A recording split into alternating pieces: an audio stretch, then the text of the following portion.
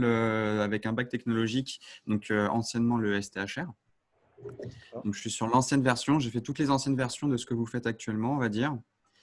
Et donc, après ce bac technologique, donc j'ai intégré l'internat, moi, dès la première année d'ouverture. Et j'ai derrière donc, continué avec le BTS en option A, donc, qui était avant, à l'époque, c'était gestion hôtelière et marketing. Donc j'ai fait ça et en fait, donc ça fait maintenant un peu plus d'un an que j'ai intégré l'EDEC donc sur Lille et donc je suis en alternance donc dans le groupe Beaumarly en tant que contrôleur de gestion et j'ai intégré le programme donc, des bachelors en 3e et 4e année.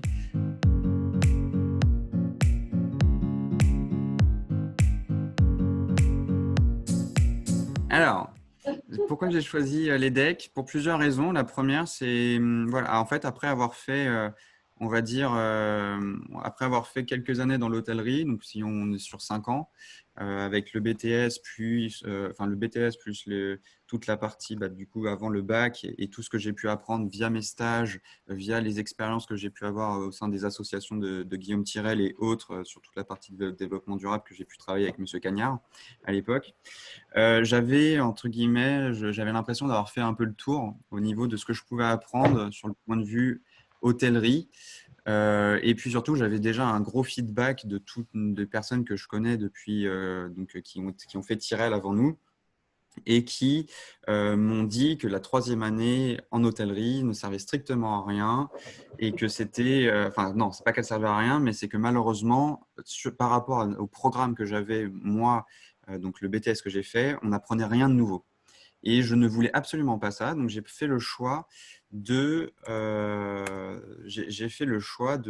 tout simplement choisir une école beaucoup plus généraliste où justement, par force, et mettre ça en avant en disant voilà, moi j'ai déjà ma spécialisation, je sais déjà ce que je veux faire, je sais, voilà, j'ai déjà ma spécialisation et donc par la suite, j'ai envie de voir autre chose au niveau des cours, d'avoir une autre approche pour ce qui est donc au point de vue des cours.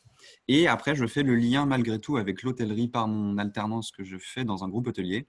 Et donc, en fait, je suis comblé sur les deux niveaux, c'est-à-dire j'apprends des choses qui ne sont pas forcément, que vous ne voyez pas au niveau de Tirel, au niveau de vos programmes, mais par contre qui sont hyper complémentaires et qui font qu'aujourd'hui, je peux autant me vendre sur le marché de l'hôtellerie que me vendre sur le marché financier au niveau des boulots, des postes que je pourrais pour voir par la suite et surtout au niveau de ma poursuite d'études après ma 4e année à l'EDEC.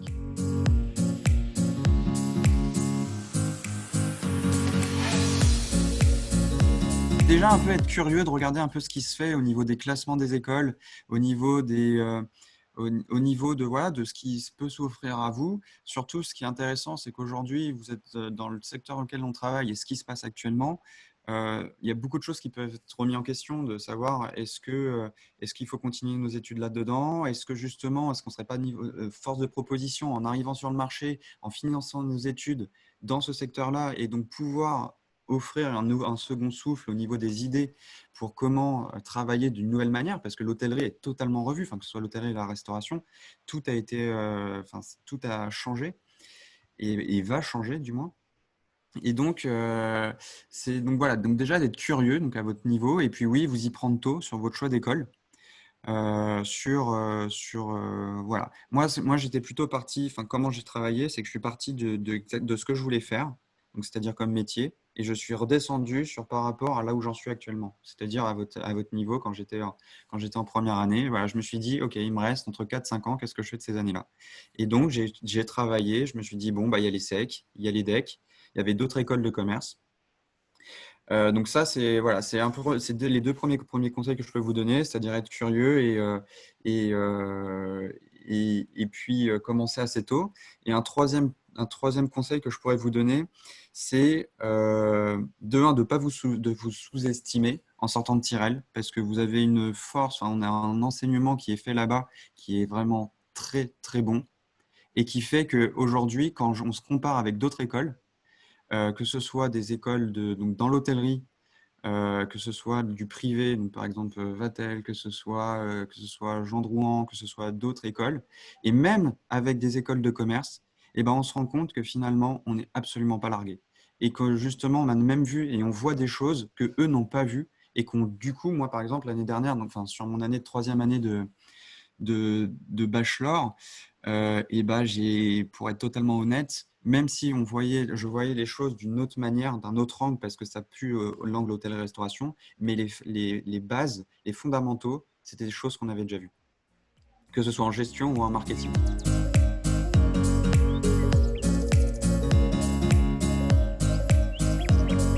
Pourquoi ce groupe? Alors, je vais être totalement honnête avec vous et comme enfin, ils le savent très bien au niveau de mon groupe, c'est qu'au début, je ne me voyais pas forcément faire de la restauration.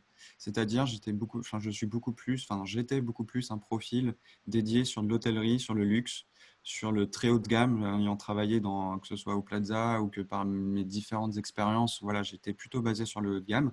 J'ai eu la chance de rencontrer et voilà, de pouvoir intégrer le groupe Beaumarly. Donc, et pourquoi ce groupe maintenant et pourquoi j'en suis très content d'être là et je ne changerai plus, enfin, j'en changerai pas sur mon alternance, c'est parce qu'aujourd'hui, notre force, c'est qu'on a de la restauration et de l'hôtellerie sur Paris et aussi sur Nice, mais de tout niveau, de toute gamme et de toute prestation. C'est-à-dire, on fait de la brasserie parisienne touristique avec des établissements. Je vous montrerai si vous voulez, j'ai un petit document que je pourrais partager à l'écran un petit document ouais, sur le groupe, où donc on fait on va dire une offre touristique, mais on va aussi avoir de l'offre prestigieuse. Notamment, moi, je m'occupe de la Maison du Caviar et des Jardins du Presbourg, qui sont deux très gros établissements aujourd'hui sur notre groupe. Et on a aussi donc des bistrots plutôt de quartier. Voilà, on a vraiment un panel hyper complet. Et jusqu'à avant le Covid, on avait un 2 étoiles Michelin, mais qui malheureusement a fermé avec le Covid. Et en plus de ça, on a donc des hôtels. On a des hôtels, donc on va avoir l'hôtel Tout Mieux, donc, qui appartient à Beaumarly, mais on travaille aussi, ça appartient au groupe, mais c'est une autre marque qui s'appelle Les Corsos. Donc ça, c'est des bistrots italiens et très très sympa, très accessibles, on va dire. Et on va avoir le groupe Amour, les hôtels Amour, qui vont avoir un cachet assez particulier et bien atypique. Et voilà, donc c'est pour ça que, de un, pourquoi ce groupe, pourquoi ça me plaît d'être là, et après aussi pourquoi ce poste en tant que contrôleur de gestion, c'est parce que ça me permet, après avoir fait de l'opérationnel avec tous mes stages que j'ai fait, que ce soit à Tyrell, enfin, de mes différentes expériences, j'avais besoin de voir une partie fonctionnelle et pouvoir allier donc la gestion et de ce que j'ai vu sur le terrain. Et c'est chez Beaumarly, en tout cas, parce que la contrôle de gestion va être différente dans chaque établissement, dans chaque groupe. Mais en tout cas, moi, c'est un contrôle de gestion, ce qu'on appelle opérationnel, parce que je suis tous les jours sur le terrain et je vais donc avoir un contact continu. Je vais pouvoir manager et travailler avec les directeurs de chaque établissement. Je vais travailler tant sur le point de vue salle, donc c'est-à-dire la gestion des stocks de vin jusqu'à la vente. Donc, je détermine les prix de vente. Je m'occupe des cartes aussi avec les chefs de cuisine. C'est-à-dire, je fais des réunions pratiquement toutes les 3 semaines avec eux pour revoir avec eux leurs recettes, leurs fiches techniques. Je fais des fiches techniques, je coste des fiches techniques. C'est-à-dire que après, donc ça c'est le côté opérationnel, et après j'ai le côté fonctionnel. Donc ça va être relations fournisseurs, parce que après avec ce poste-là, on devient un peu une bible de de tout ce qui peut exister comme prix de produits chez les fournisseurs et tout ça. Et voilà, donc c'est hyper complet et c'est ça qui me plaît dans le poste auquel je suis. Et puis c'est aussi avoir toutes les responsabilités que je peux avoir. Parce qu'aujourd'hui, je m'occupe donc de 2 établissements en totale autonomie et j'aide un de mes collègues sur 2 autres établissements.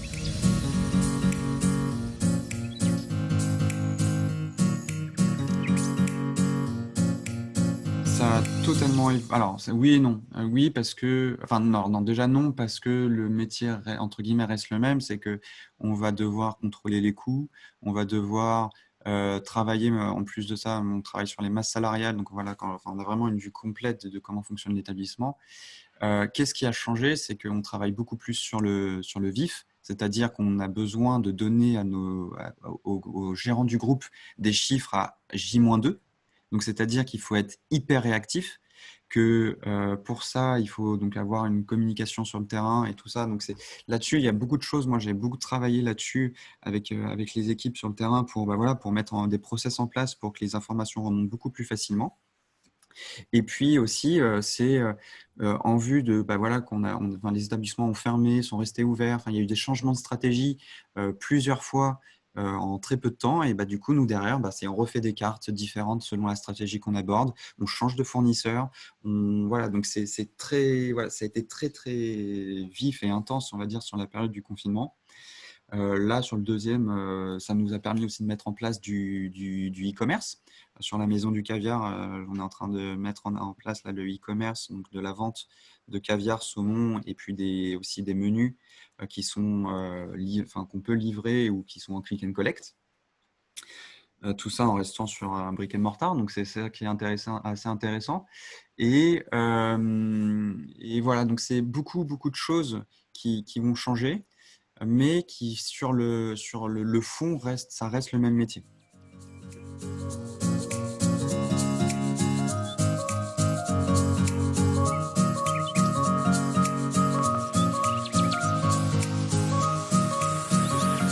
Alors pour quelle raison? C'est parce que justement avec ce qui se passe en ce moment, c'est que c'est le seul moyen. Enfin, par exemple, c'est aujourd'hui, si on veut avoir un restaurant qui tourne, voilà, il faut faire de la vente à emporter.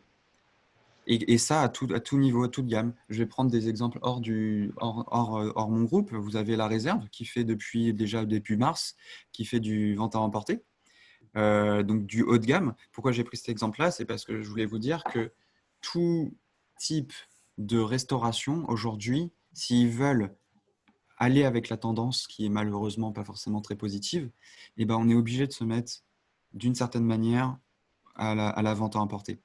Et donc, ouais, je pense que ce sera un des leviers pour le futur, pour avoir un établissement où, si ça se trouve, dans quelques années, ce sera la norme. Et ce sera normal, entre guillemets, pour les établissements à avoir de l'emporter. Après, ça ne s'adapte pas forcément à tout type de restauration. Et c'est pour ça que le travail est pas tant, bon, il est opérationnel, mais il est aussi très fonctionnel, c'est-à-dire il y a beaucoup de questions qui doivent se poser en amont, beaucoup de résolution de problèmes qu'il faut avoir avant même que les problèmes arrivent. Donc voilà, c'est vraiment un travail de chef de projet et de travail d'équipe, de différents services, de communication entre les communications, justement une communication interne, donc que ce soit entre le contrôle de gestion, que ce soit la communication, que ce soit le service marketing, et puis après les opérationnels sur comment ça mettre en place. Moi, par exemple, j'ai certains de mes collègues qui sont allés à Rungis il y a quelques jours justement pour voir comment ça pouvait fonctionner par rapport à nos fournisseurs. Donc voilà, c'est toute une réorganisation entre guillemets, un petit peu de la restauration, mais il ne faut pas non plus délaisser, quand ça ouvrira, la restauration pure, on va dire, dans l'établissement.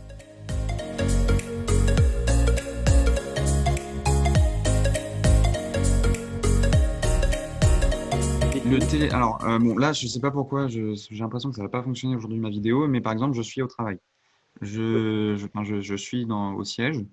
Le télétravail, donc rien à voir avec le télétravail n'a pas de lien avec les prêts garantis par l'État, hein, mais on va dire que nous, en fait, on va faire du télétravail, on va finir par faire du télétravail, mais aujourd'hui, du moins mon service, on ne peut pas être en télétravail parce qu'il y a de la gestion donc de factures, toute la partie facture et pouvoir travailler on travaille en étroite collaboration avec la comptabilité. Et on est obligé aujourd'hui de devoir imprimer énormément de documents, de faire des classeurs pour ce qu'on appelle exporter à la comptabilité, pour que tout ça rentre, entre guillemets, dans les dus de l'entreprise. Et donc, jusqu'à aujourd'hui, on ne fait pas de télétravail. Après, quand cette partie-là sera terminée, oui, on fera du télétravail. Moi, je sais que, voilà, sur le premier confinement, j'ai pas été au chômage partiel. Toutes les équipes l'ont été sur le terrain. Certaines personnes l'ont été aussi au siège, mais on a un certain nombre qui on a fait du télétravail par donc accès sur notre réseau via des VPN. Et là, cette fois-ci, le travail en télétravail, finalement, en vue que les établissements sont fermés, on va être sur un travail qui va être un peu plus de fond, c'est-à-dire faire un petit peu tout ce qu'on n'a pas le temps de faire en règle générale. Par exemple, aujourd'hui, moi, si je passe en télétravail dans quelques semaines, eh ben, je vais retravailler sur tous mes costes liquides, c'est-à-dire m'assurer qu'on achète au bon prix et qu'on vende au bon prix, donc que nos ratios soient bons. Je vais essayer de changer peut-être, de trouver d'autres méthodes pour que nos fichiers soient plus opérationnels et plus simples d'utilisation. Donc, c'est vraiment le télétravail, là, en ce moment, avec les établissements fermés, bon, hors la maison de clavière qui est, elle, enfin, qui fonctionne encore aujourd'hui, donc j'ai un peu de travail avec eux. Mais voilà, ça va être un travail pour notre part un peu plus de fond, jusqu'au moment où, pour X ou Y raison, c'est possible qu'on passe aussi au chômage partiel.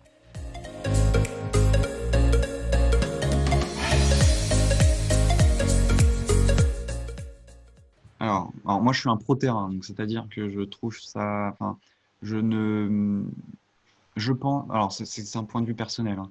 Je pense qu'aujourd'hui, si on va avoir une bonne gestion, que ce soit financière, que ce soit de point de vue trésorerie, il faut qu'on ait une connaissance complète du terrain. Et donc par cela, je pense que sur toute la partie, donc, on va dire le back-office ou les gens, enfin, au niveau du siège, on va être malgré tout obligé, quand les établissements sont ouverts, de retourner dans les établissements. Parce que voilà, c'est primordial enfin, pour moi, si on veut bien gérer donc les coûts, qu'on veut bien gérer notre rentabilité, on est obligé d'être sur le terrain, voir ce qui se passe, discuter avec les équipes, s'assurer que, enfin, parce qu'en fait, on apprend des informations complètement, enfin, en fait, on va avoir une information qui va être dite de différentes manières, et donc de ces différentes manières-là, on va réussir à avoir une information globale et générale vue par différents points de vue. Et donc, ce qui nous permet de prendre une décision qui est enfin pour moi, qui est plus générale et plus, voilà, qui peut correspondre à plus de monde et pas forcément seulement sur le point de vue fonctionnel.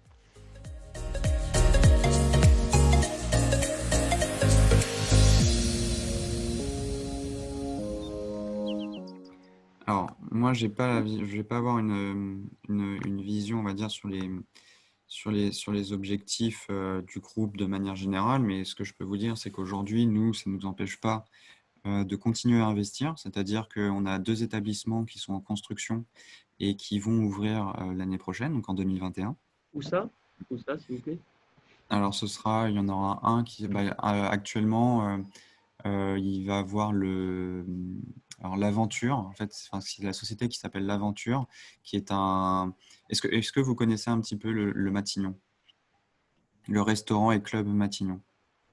Parce que Beaumarly ne fait pas que la restauration et de l'hôtellerie, on fait aussi des clubs.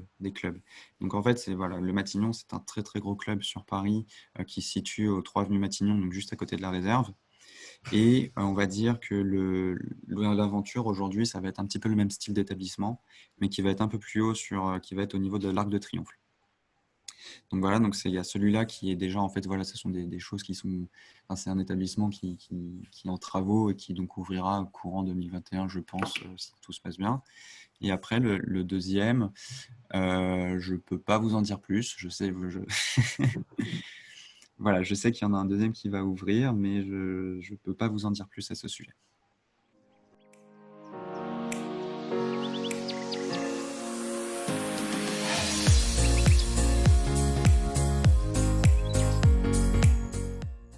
Moi, déjà, au niveau de mes études, je finis l'EDEC cette année parce que en fait, c'est pas un master à proprement parler, c'est un bachelor en 4 ans. La différence avec les bachelors en 3 années, en 3 ans, c'est que en 4 ans, on arrive donc avec un statut de master 1 au lieu d'une licence quand on fait les bachelors, on va dire, plus normaux. Et donc, je vais continuer mes études. Après les decks, je vais continuer mes études. J'ai différentes opportunités qui vont s'ouvrir à moi. Il y a de très grandes chances que je prenne celle qui me correspondrait le mieux, c'est-à-dire continuer à l'IMI, à l'ESSEC, où j'ai mon dossier a déjà été accepté, donc j'ai plus qu'à, on va dire, passer le concours. Il faudrait déjà que je trouve le temps avec l'alternance, parce que c'est pas simple l'alternance. On en reparlera après, mais c'est vraiment pas simple comme cursus. Mais donc voilà, je pense que déjà avec Beaumarly, si je refais une alternance, je continuerai avec eux parce que j'ai encore beaucoup de choses à voir, tant sur mon, alors, sur mon, tant à mon service, mais aussi à d'autres services. mais plutôt la partie, une autre partie moi qui va m'intéresser parce que aussi je monte au niveau des grades d'études, on va dire, enfin au niveau des niveaux d'études, ce serait de voir la partie investissement et de voir plutôt la partie de contrôle financier. Donc voilà, et puis après, j'ai envie de dire, avec ce qui se passe en ce moment, on ne sait pas tellement de quoi trop et enfin, de quoi est fait l'avenir. Donc, est-ce que je continuerai chez eux? Tout dépend de ce qu'ils vont à me proposer par la suite.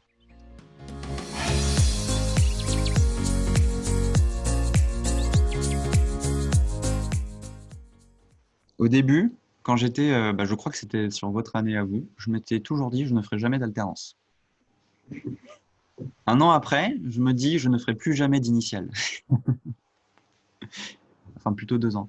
En fait, au départ, je pensais que l'alternance ne nous permettait pas d'avoir une qualité d'études assez importante. J'avais peur qu'on ait trop le côté professionnel et plus assez le côté euh, enfin, le côté, on va dire, de ce que vous pouvez voir en cours. Donc, les avantages donc, de l'alternance, c'est donc de pouvoir, enfin, déjà dans un premier temps, c'est le point de vue CV. C'est qu'aujourd'hui, on arrive sur le marché avec de l'expérience en étant jeune et qui plus est, si vous êtes ambitieux, et il faut l'être en sortant de Tirel, ça je tiens à le dire, euh, c'est que voilà, c'est qu'on peut afficher une bonne école. Donc, c'est des choses qui sont quand même assez rares sur nos niveaux enfin, quand on arrive sur le marché, on va dire. Donc ça, l'alternance, voilà, c'est génial là-dessus. Sur un deuxième point, c'est que ça nous permet déjà de prendre en maturité énormément, de savoir quand on parle de X ou Y chose après en cours, et ben en fait, on a de l'application derrière, donc on sait réellement de quoi on parle. Ça nous donne vraiment un intérêt concret à ce qu'on apprend. Voilà, il y a quand même un certain apport. On a notre premier salaire, on a donc aussi techniquement, enfin pour ma part aussi nos premières charges fixes, les loyers et tout ça. Donc un vrai bond dans l'indépendance, on va dire, tant sur le point de vue financier que après si, enfin moi par exemple, moi j'ai mes parents qui habitent en province, donc maintenant je vis sur Paris. Donc voilà, donc c'est vraiment c'est une prise en maturité assez importante au niveau de ce point de vue et il faut être prêt, il faut le savoir.